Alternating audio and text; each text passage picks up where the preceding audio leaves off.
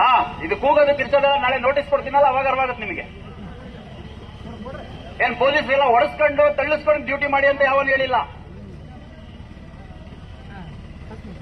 ಸಿಬ್ಬಂದಿಗಳು, ಮಹಿಳಾ ಸಿಬ್ಬಂದಿಗಳು ಇರ್ತಾರಲ್ಲಿ.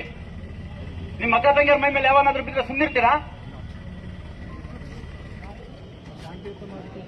ಎಲ್ಲ ನಾವು ಎಲ್ಲ ನಿಮ್ ಹಂತ ದಾಟೆ ಬಂದಿರೋದು. ನಾವು ಆಸ್ಪಿರೆಂಟ್ಸ್ ಆಗಿ ಕೆಲಸ ಸಿಕ್ಕಿರೋದೇನು ಹಂಗೆ ಬಂದಿಲ್ಲ ನಾವು, ಅಥವಾ ಬೇರೆ ಎಲ್ಲ ಕಾರ್ಪೊರೇಟ್ ಸೆಕ್ಟರ್ ವರ್ಕ್ ಮಾಡ್ತಿಲ್ಲ, ಸ್ವಂತ ನಮ್ಮ ಅಪ್ಪನ ಬಿಸ್ನೆಸ್ ನೋಡ್ತಾ ಇಲ್ಲ ನಾವು. ವಿದ್ಯಾರ್ಥಿಗಳಿಗೆ ಶಿಸ್ತಿರ್ಬೇಕು.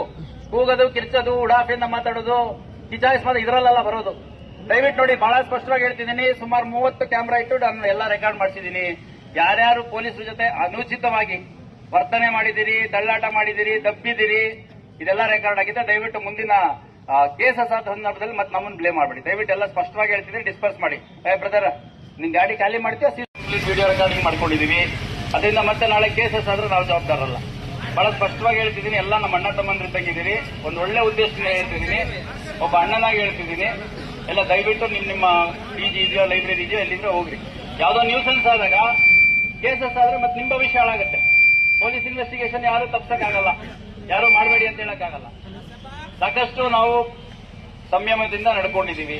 2,000 ಜನ ಸಿಬ್ಬಂದಿಗಳನ್ನ ನಿಯೋಜನೆ ಮಾಡಿದ್ದೀವಿ. ಇನ್ನು ದಯವಿಟ್ಟು ಇನ್ನು ಮುಂದುವರಿಸಬೇಡ್ರಿ. ದಯವಿಟ್ಟು ಡಿಸ್ಪರ್ಸ್ ಆಗಿ ಎಲ್ಲ ಫಂಕ್ಷನ್ಗೆ ಹೋಗಿ. ನಿಮ್ಮ ಪರವಾಗಿ ಮಾತಾಡ್ಲಿಕ್ಕೆ ಸಂಬಂಧಪಟ್ಟ ನಾಯಕರು ಬಂದಿದ್ದಾರೆ, ಅವ್ರ ಮಾತು ಕೇಳಿ ನಿಮ್ದು ಏನಾದ್ರು ಅಹವಾಲು ಇದ್ರೆ ಅಲ್ಲಿ ಹೇಳಿ.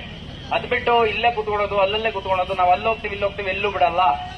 ಜುಬ್ಲಿ ಸರ್ಕಲ್ಗೆ ಸುಮಾರು 300-350 ಜನ ಸಿಬ್ಬಂದಿ ಹಾಕಿದ್ದೀವಿ. ಈ ಗೂಗಲ್